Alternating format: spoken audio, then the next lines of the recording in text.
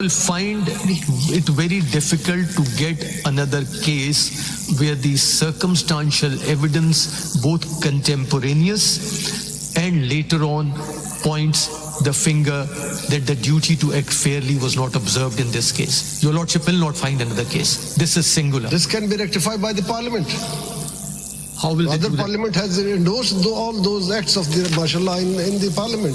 My Lord, he could have... This is for the Parliament. Why they are not doing so? He could have been pardoned by the President at that time. That was Ziaul Haq. Can he be pardoned now? This is what has been discussed by... What is the answer to that question? Well, what, my Lord? Post true, after death pardon. My Lord, Have you considered it or not? My Lord, it is for the Attorney General to inform your Lordship whether that was considered or not. No, legally can it be done or no? नहीं मखदूम साहब मेरा भी एक सवाल है. Supposing this case, Mr. Bilawal Bhutto, this case is decided in their favor, and this murder, this is considered as a murder.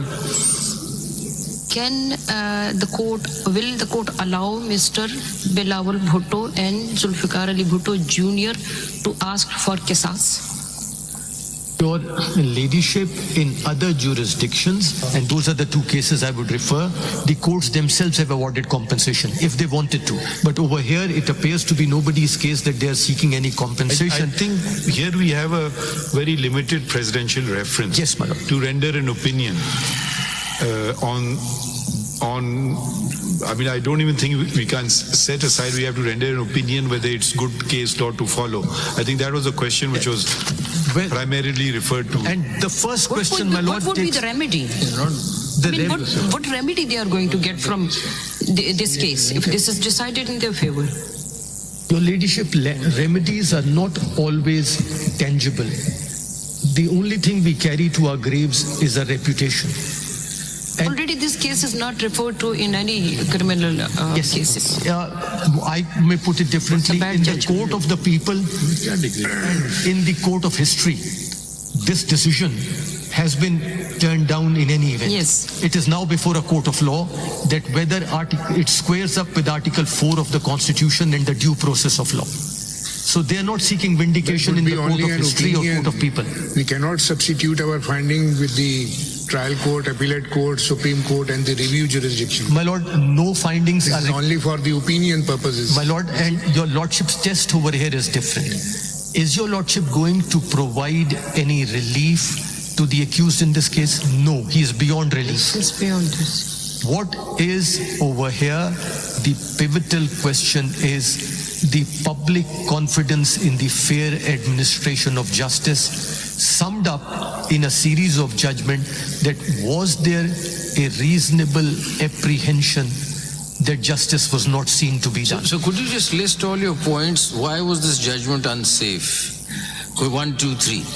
My Lord, in my respectful submission, this judgment is unsafe because when your Lordship looks at what has transpired since then, your Lordship will see that the requirement of due process of law was not observed. I am keeping it at as general a plane as possible. These political, the constitutional,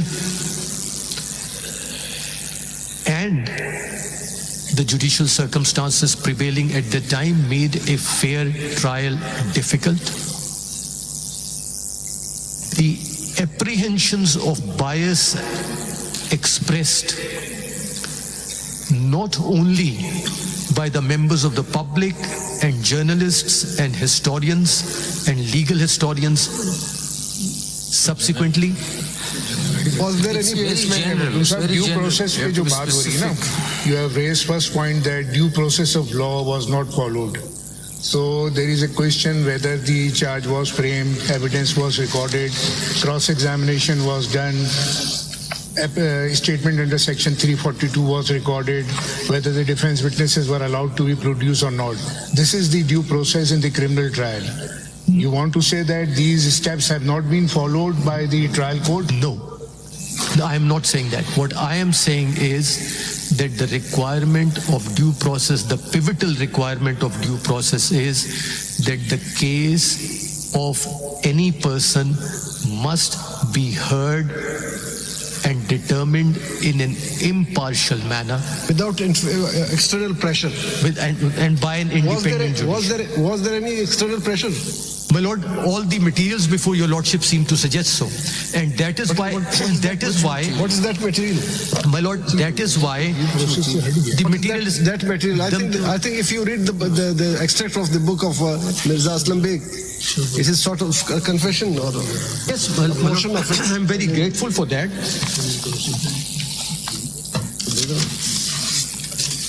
I'll read out to your Lordship immediately. If your Lordship will see, I'm reading from page 65. This is 14 head division command.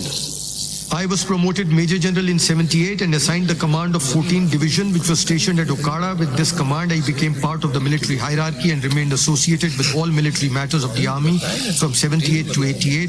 14 Division was part of 2 Corps at Multan. General Zia ruled the country. Case of ex-Prime Minister Zulfikar Bhutto was in the last stage. Supreme Court awarded death sentence to Bhutto in 79. General Zia asked the Corps commanders to assess the likely reaction of the men in uniform if Bhutto was hanged. Our Corps commander called a meeting of senior officers and asked many questions. All except me said that the reaction would be very mild and that could be controlled easily. I kept listening. When all had expressed their opinion, I sought permission to speak. I said, hanging Bhutto will be a very wrong decision. It will have very grave consequences. It will create political aberrations which will be difficult to sort out. It will be better that Bhutto should be sent to exile. And then he points out what Yasser Arafat and others were prepared to do. Corps commander got annoyed and declared the meeting closed. Later, he called his Chief of Staff Brigadier Lieutenant General Hamid Gul and asked him to arrange a telephone call to COS. He did not want to see such officer in his formation. Mr. Makhdoom Ali Khan, can this case that we are hearing be also categorized as a case presenting the Supreme Court with an opportunity to vindicate itself, as well as, martial laws are not imposed by the military as an institution. It's an individual who does it. Is it not also a good opportunity to vindicate the armed forces as well? This book definitely... Could it be categorized as that or not? My Lord, I would. Because, there must be new beginnings at some stage in our very checkered history. We are perpetually living in the past. We're not really looking to the future on anything. So, when I find in law, not on the constitutional aspect, there are problems with the judgments. Major problems with the judgment. It's not just a question of, and when we go deeper into the trial and how it was conducted and how it was resurrected and Justice Shafiur Rahman's report. So, what purpose does it serve? Does it heal the wounds of a nation or does it not? Does it not enhance the reputation of the armed forces by drawing a line, placing the blame on an individual?